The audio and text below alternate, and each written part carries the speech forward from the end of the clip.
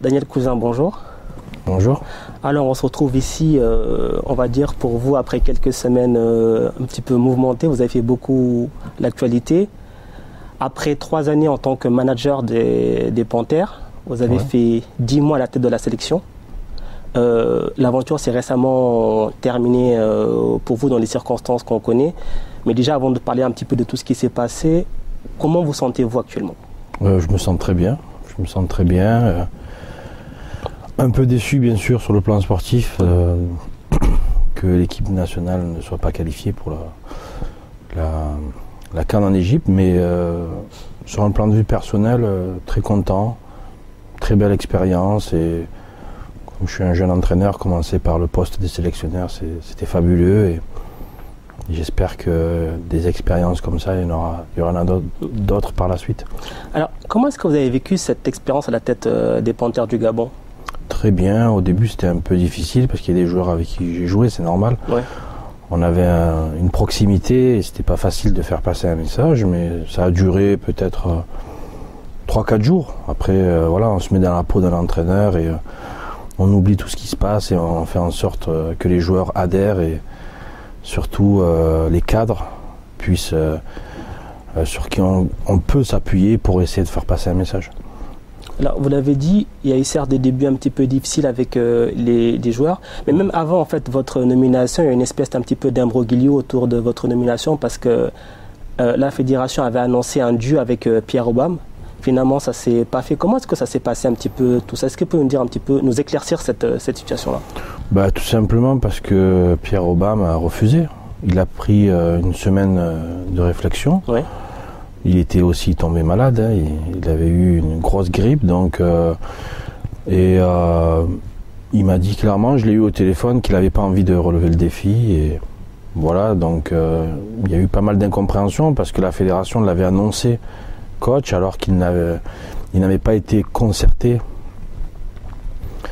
C'est pas surprenant, mais voilà, par la suite j'ai accepté le poste parce que on était dans l'urgence. Ouais.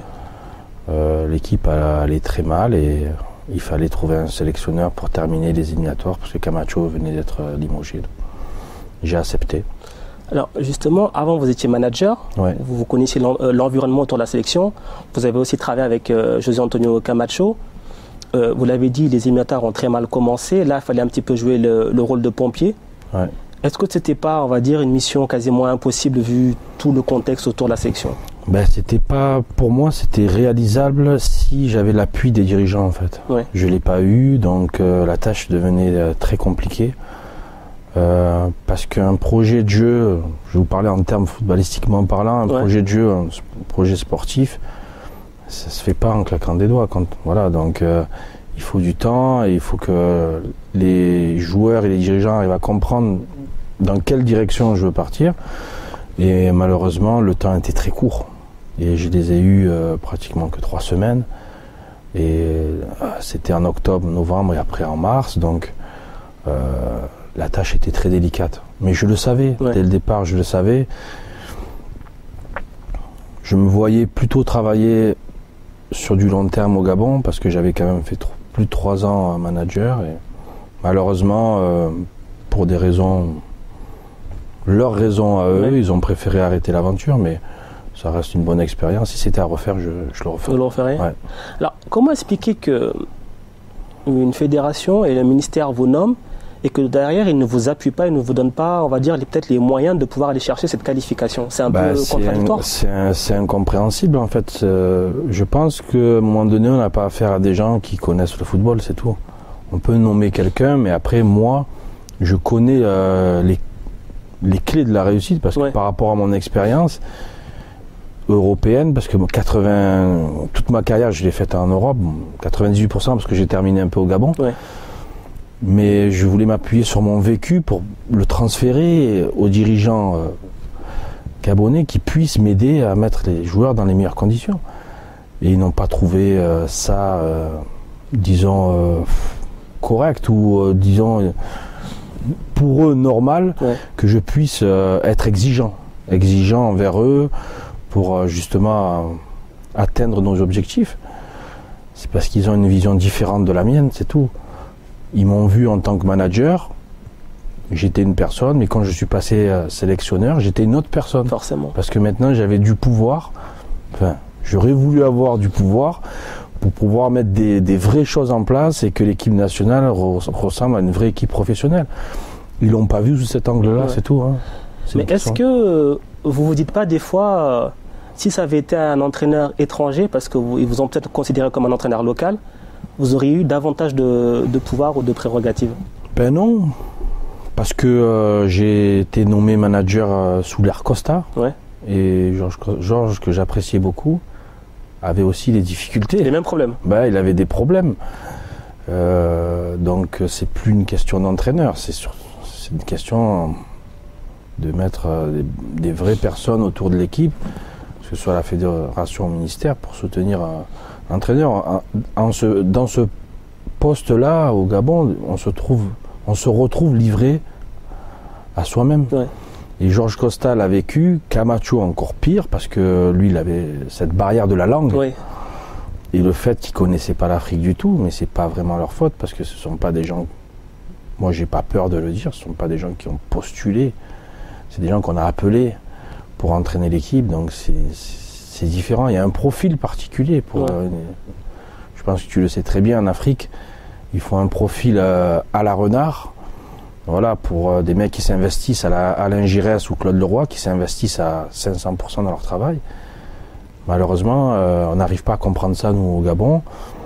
On n'arrive pas, surtout, à mettre de vrais projets en place sur le long terme. Alors, vous l'avez dit, Georges Costa, ça ne s'est pas très bien passé. Camacho aussi. Vous étiez là pendant ces deux périodes-là. Quand vous voyez tout ça, pourquoi vous avez essayé quand même d'aller relever le challenge? Je suis passionné, moi. C'est un peu suicidaire, non, quelque part? C'est toute ma vie, le football, et j'y ai cru. Je me suis dit, peut-être qu'avec moi, voilà... Comme on a vu Aliou Cissé au Sénégal réussir, c'était un ancien joueur de l'équipe, et au Gabon, il y avait pas mal de polémiques, comme on disait, il faut s'appuyer sur les anciens joueurs, il faut leur donner les moyens de réussir, et je pensais réellement que ça avait changé, que la mentalité avait changé, la vision avait changé, mais non. On est resté toujours borné dans, disons, les mêmes... je sais même, il n'y a même pas de mots pour parler de ça, mais je vais dire la même organisation amateur. Alors, vous avez pris les commandes de la sélection, vous avez commencé à travailler, et c'est quelques temps après que vous avez tapé du poing sur la table pour annoncer au grand jour que vous n'avez même pas encore signé de contrat. Comment ça s'est passé, que vous avez pu, on va dire quelque part, accepter ça? On vous a fait miroiter des choses? Comme d'habitude, j'ai fait confiance à mes dirigeants, voilà, on devait mettre un contrat en place. Le salaire d'un manager et d'un sélectionneur, c'est différent. Bien sûr. Donc, à la gabonaise, on a toujours fait retarder l'échéance, et on était là, on repoussait. Et voilà, je suis quand même, pour les gens qui ne le savent pas, j'ai fait presque 2 ans sans salaire. Donc j'ai continué à travailler parce que je suis professionnel, j'ai misé sur le sportif, voilà. Et en retour, je voyais des personnes plutôt qui, je vais pas dire qui se foutaient de ma gueule, mais qui n'étaient pas là pour me mettre dans les meilleures conditions. Donc j'ai tapé du poing sur la table parce que j'ai mis du temps, bien sûr. Il y a des gens qui n'ont pas compris pourquoi j'avais mis autant de temps. Forcément, oui. Voilà, mais... j'ai dit maintenant ça suffit, je suis sélectionneur, il faut apprendre à respecter les gens, et il faut aussi respecter vos engagements. Quand vous prenez des engagements avec des personnes, que ce soit moi X ou Y, il faut respecter ça. Donc j'ai voulu montrer que voilà, maintenant il faut que ce genre de pratique s'arrête. Voilà. Alors vous avez été entendu. On a vu aussi le ministre des Sports à un moment donné un petit peu, on va dire, blâmer la façon dont vous avez dû procéder par les avocats, etc. Mais vous avez malgré tout signé votre contrat. Mais au moment où vous signez votre contrat, est-ce que vous ne dites pas que le match qui arrive contre le Burundi, c'est un match couperet pour vous? Parce que vu que vous avez fait pression pour que votre situation soit régularisée, si vous ne vous qualifiez pas, forcément, ça va être compliqué. Oui, de toute façon, maintenant, après, à partir du moment où j'ai commencé à travailler avec des personnes, je savais j'avais compris clairement qu'ils allaient m'attendre au tournant. Ouais. Voilà. Et ce qui est très dommage, parce que quand j'ai tapé sur la table, c'est pour réclamer mon dû. C'est un dû. Comment on peut mettre en place un entraîneur sans contrat et sans salaire? Mais c'est impensable. Il n'y a pas de mots pour décrire une attitude pareille. Je sais pas, ça me paraît tout à fait logique. Ma requête, et de toute façon, je n'avais pratiquement pas le droit d'aller diriger ce match sans contrat. Donc ça aurait été, au vu des lois du football, ça aurait été très dommageable pour la fédération. Donc ils étaient obligés de faire quelque chose. Et puis faut apprendre à... Moi je dis, tout vient du respect. Quand on met un entraîneur en place, il faut apprendre... Faut pas apprendre, il faut le respecter tout simplement. Donc quelque part, vous n'avez pas été respecté. Pourquoi tous les prédécesseurs ont eu leur contrat en bonne et due forme dès le premier jour où ils ont mis pied au Gabon? 2 ans, et pourquoi Daniel, il faut qu'il attende 3-4 mois sans contrat, et pourquoi? Mais est-ce que ça, c'est pas quelque chose qu'on retrouve dans beaucoup de fédérations africaines, c'est-à-dire que les fameux sorciers blancs, les coachs européens ou étrangers, ils arrivent, ils ont tout de suite souvent des salaires beaucoup plus élevés, de meilleures conditions, et quand c'est un entraîneur local, le salaire est plus bas, les conditions sont revues à la baisse. Et... Moi je sais d'où ça vient, parce que j'ai fait une analyse quand même qui est relativement pertinente, c'est que les anciens joueurs africains, ils ont du mal à aller passer leur diplôme. Ouais. Voilà. Faut dire la vérité, les Blancs, dès qu'ils finissent, tout de suite ils vont à Clairefontaine, ils vont passer leur diplôme, ils font les choses en bonne et due forme, et voilà. Et j'ai remarqué qu'on aime beaucoup la facilité. Quoi. Donc moi, quand je suis allé passer mon diplôme à Paris, quand je suis revenu au Gabon et que je leur ai dit que je passais mon diplôme, beaucoup de gens m'ont regardé avec des grands yeux en fait. Ouais. J'ai l'impression que je faisais quelque chose de différent de ce que tout le monde avait l'habitude de faire. Il faut que les anciens pros se forment, passent des diplômes, que ce soit pour être entraîneur, pour être manager, directeur sportif. Il faut qu'ils soient crédibles. Il faut qu'ils puissent poser quelque chose sur la table. Et c'est pas les diplômes du pays. Ouais. Quand on te donne en 45 jours, là, avec le permis de conduire et le permis bateau, bon, tu m'as compris, mais c'est pas ça. Donc il faut vraiment aller se former. Faut passer par l'Europe. On peut se former en France, en Italie, en Espagne, partout. Mais il faut avoir quelque chose à la main. Je pense que les dirigeants nous prendront plus au sérieux quand beaucoup penseront à avoir une reconversion, mais une vraie reconversion avec des diplômes, avec quelque chose dans les mains. Je pense que le problème, il vient de là. Un vrai bagage. On ne peut pas prendre au sérieux un joueur qui peut passer un DEPF en 1 mois. Ça n'existe pas. Ici, on le passe en plus d'1 an. Et au Gabon, tu l'as en 1 mois. Donc, c'est pas cohérent. Ouais. Et derrière, on vient proposer des projets, mais c'est pas cohérent. Il faut se former. Les plus grands le montrent. Les Zidane, Deschamps, tout ça, Laurent Blanc, ils ont montré qu'ils se sont formés jusqu'au bout. Et maintenant, c'est à nous de le faire. Il faut montrer aussi le chemin. Ouais. Alors, pendant votre mandat de 10 mois, il y a eu souvent des affaires autour de Pierre-Emerick Aubameyang, viendra pas. Ouais. Il a pas mal tensé la fédération aussi. Vous, quelle relation vous aviez avec lui? Moi, une relation d'entraîneur. Ouais. J'étais plus son partenaire, j'étais son entraîneur. Je me suis toujours dit, jamais je supplierai un joueur pour venir en équipe nationale. Il a eu des différends avec la fédération, le ministère. La première fois que j'ai eu une réunion avec lui, je lui ai dit, il ne faut pas tout mélanger. Ouais. Voilà, il faut penser à tes coéquipiers. On a envie de se qualifier, on a besoin de toi à 100%, on n'a pas besoin de toi sur la pointe des pieds. Je lui ai donné des exemples de Samuel Eto'o ou Drogba qui se sont mouillés vraiment pour leur pays. Donc je voulais que Pierre joue le même rôle. Malheureusement, il ne l'a pas entendu de cette façon et ça nous a un peu pénalisé, c'est sûr, même beaucoup, parce que ça reste un joueur, un très grand joueur qui aurait pu quand même, je pense, nous qualifier, nous aider à nous qualifier, pas facilement, mais voilà, avec son expérience, il aurait pu y contribuer beaucoup. Mais c'est malheureux, c'est comme ça. Hein. De toute façon, ça résume un peu tout ce qui s'est passé autour de l'équipe, avec les incompréhensions des dirigeants et la mauvaise communication. Il y a plein de choses qui rentrent en compte. La mauvaise gestion, communication. Ça a eu un effet boule de neige et ça a été pas facile à rattraper, mais... Alors justement, quand on met toutes ces petites choses bout à bout, que ce soit la fédération, vos conditions de travail, la motivation de certains joueurs et toutes les petites affaires autour, finalement, quand on voit que le Gabon ne va pas à la CAN, la déception forcément, mais quels sont les sentiments? C'est logique quelque part, oui. Ben oui, c'est logique. Moi, et d'autres joueurs aussi qui connaissent le haut niveau, les personnes qui ont vu un peu le bordel, tout ce qui se passait de l'intérieur, c'est logique parce que tout ce qui a été mis en place autour, déjà la gestion, comme on voit Camacho, il arrive pendant la CAN, tout le monde ne comprend pas qu'on puisse recruter un joueur. Derrière, voilà, on veut mettre Pierre Aubame, alors Pierre Aubame, il n'est pas au courant, oui, il n'est même pas au courant que... Voilà, et c'est tout ça, c'est de l'amateurisme, c'est un peu... Je pense que c'est un peu ce que Pierre voulait dénoncer, Pierre-Emerick veut dénoncer, c'est un peu son ras-le-bol.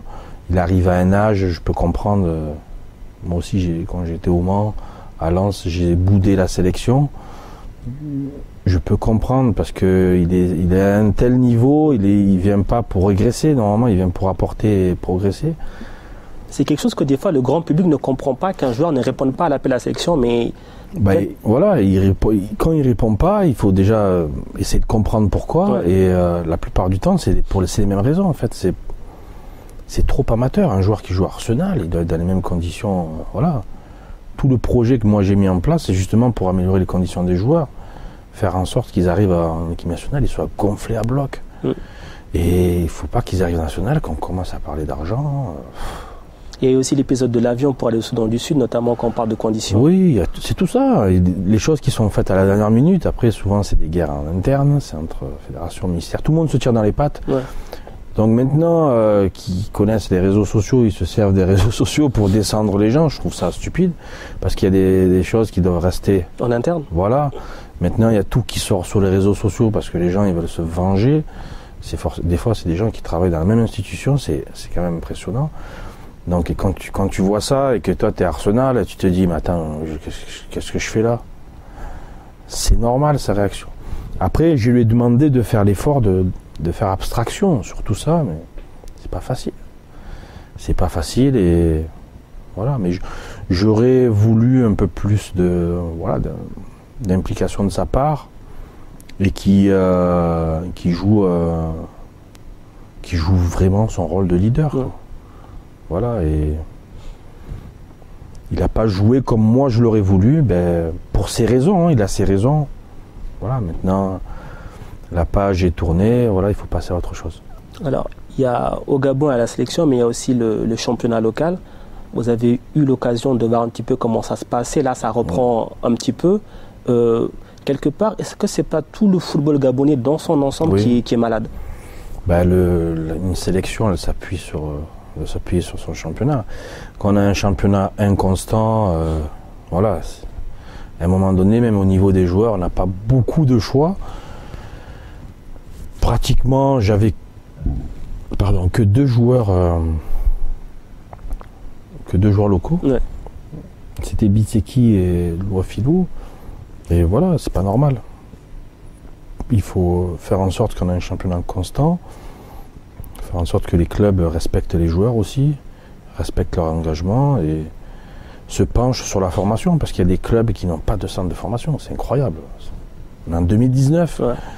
Des soi-disant clubs pro qui n'ont pas de centre de formation. Vous voulez comment qu'ils vous sortent un joueur peut-être tous les 15-20 ans, mais il faut vraiment se pencher là-dessus. L'État avait mis les moyens, mais malheureusement, ça n'a pas donné le résultat que cela aurait pu donner. Mais il faut continuer, il faut persévérer. Et un jour, je pense que si aussi on met les bonnes personnes au bon endroit, un jour le football gabonais, il pourra rivaliser avec le Sénégal, la Côte d'Ivoire ou le Cameroun, ou les plus grandes nations africaines de football. Je pense qu'on a les moyens, mais maintenant il faut passer à l'action. Entre vous et le Gabon actuellement, où est-ce que ça en est? Vous allez, on va dire, est-ce que les comptes sont à zéro ou toujours pas? Bon, non. On aura compris.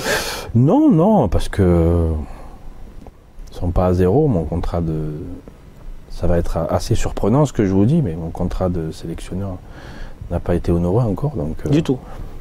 Du tout. Donc j'avais des arriérés de manager qui ont été réglés qu'à moitié. Donc on a fait un courrier avec mon avocat parce que moi il faut bien que j'explique pourquoi j'ai fait un recours à mon avocat. C'est parce que quand je parlais, on m'écoutait pas. Ouais. Donc à un moment donné, c'est la justice qui parle, peut-être qu'ils vont écouter. Surtout la FIFA. Donc là, on a fait un courrier, ils ont réagi. Le premier courrier en disant qu'ils allaient régulariser ma situation. Ça devait être fait depuis le 28 avril. On est le 3. C'est ça. Il n'y a rien qui a été fait. Donc je pense que d'ici la semaine prochaine, Petite relance. Non, on fera une mise en demeure, c'est tout. Il faut, directement. Voilà, il ne faut pas tergiverser trop, voilà, parce que on m'a fait traîner 2 ans quand même. Hein. Donc maintenant, je suis plus dans la tolérance zéro, mais voilà, ils m'ont pas fait de cadeau. Je vois pas pourquoi moi j'en ferais. Tu comprends? Bien vous sûr. Comprenez ce que je veux Bien dire? sûr. Mais après, c'est un peu particulier parce que quelque part, vous dites, ils m'ont pas fait de cadeau, je ne leur en ferai pas. Mais quelque part, si peut-être un jour vous avez l'occasion de revenir comme sélectionneur, vous reviendrez. Ouais. C'est un peu paradoxal, non? Ce sera peut-être pas les mêmes personnes Aussi. qui dirigeront le. Ce serait ça la condition? Oui, parce que honnêtement, travailler avec les personnes qui sont en place là, non, c'est impossible. Si c'est encore eux 2, 3, 4, 5 ans, non, je peux plus. Ouais. Je peux plus parce que j'y crois pas. J'y crois pas, j'ai pas confiance en ces gens qui sont actuellement en poste, j'y crois pas. Ils ont pas de vision, ils sont pas professionnels, donc voilà. Et je pense que ce qui m'a coûté un peu mon poste, ouais, c'est aussi de leur avoir dit ce que je pensais à un moment donné. Voilà. Donc revenir au Gabon dans des conditions différentes, et pourquoi pas, mais on verra, mais certainement pas avec les gens qui sont en poste en ce moment. Alors sinon, il y a d'autres possibilités, peut-être d'autres expériences en club ou une autre section, c'est quelque chose qui vous intéresserait? Oui, c'est pas ma priorité pour l'instant, mais ça peut être une éventualité dans le futur. Donc là, actuellement, ce serait quoi votre priorité? Mes diplômes et trouver travailler de l'information. D'accord. Dans l'information sur 2 ans. Ça serait un bon projet, le temps de finaliser à peu près tous mes diplômes, et voilà. Ce serait déjà pas mal. Ouais, ça sera bien. Et un petit message aux Gabonais, il faut passer ses diplômes en Europe. Hein. Pour moi, tout ce qui est au Gabon, ça n'a pas de valeur, on n'apprend rien, on ne peut rien apprendre en 1 mois. C'est impossible, parce que moi, on m'a proposé de passer mon VEF en 1 mois au Gabon. Ouais. J'ai dit non, je ne peux pas, parce que j'ai des amis qui l'ont passé en France, et on apprend énormément. Et les gens qui pensent qu'ils n'ont pas besoin de diplôme pour entraîner, ils se trompent. Hein. Voilà. Vous l'avez appris justement en apprenant? Bah oui, j'ai appris beaucoup de choses. Hein. J'ai appris énormément, des choses que quand j'étais joueur, je ne voyais pas. Ouais. Mais j'ai appris énormément de choses. Et ça va me servir maintenant, ça me servira tout au long de ma carrière d'entraîneur. C'est tout le mal qu'on vous souhaite. Merci beaucoup, Daniel, pour cet entretien. De rien.